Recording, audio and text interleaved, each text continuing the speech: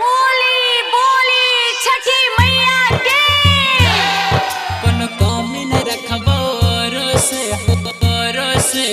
music director Kishan राज कंचन राज कौन कमी न रखबो रोसे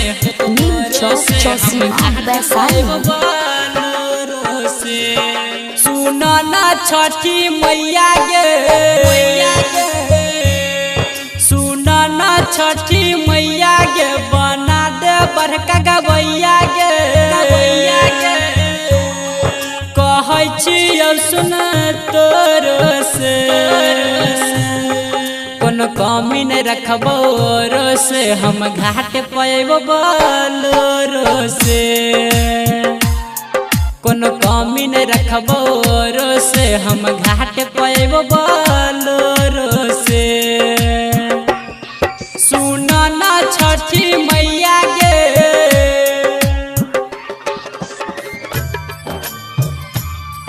कौन कमी न रखबो रोसे अभी आप सुन रहे हैं प्लैनेट म्यूजिक की शानदार music director DJ Kanchan Raj Hajipur Vaishali DJ Kanchan Raj Hajipur Vaishali कौन कमी न रखबो रोसे हम घाट पैबो बोलो से साल साल पूजे बौगे बढ़िया से घाट बने बौगे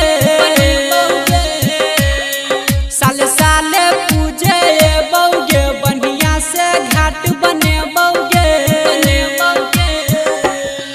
तोरा किया नया बच माया गे तोरा किया नया बच माया गे तनी तू क दे दाया गे कहै छियौ सुन तोरो से कहै छियौ सुन तोरो से हम घाट पैबो बोलो से कौन कमी न रखबो रोसे हम घाट पैबो बोलो से सुनो ना छठी मैया गे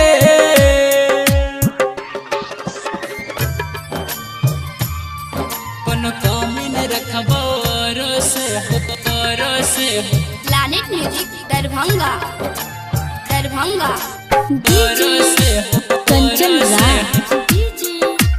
कंचन राज कौन कमी न रखबो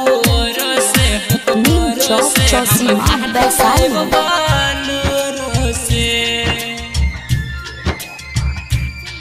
सुन न गे मैया दुलारी गे कहिया तो हमर बारी गे सुन न गे मैया दुलारी गे कहिया तो हमर बारी गे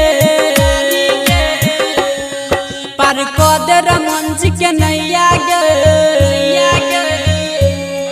पार क दे रमंज के नैया गे कहै छै किशन भैया गे कहै छियौ सुन तोरो से कहै छियौ सुन तोरो से हम घाट पैबो बोलो से कौन कमी न रखबो रोसे हम घाट पैबो बोलो से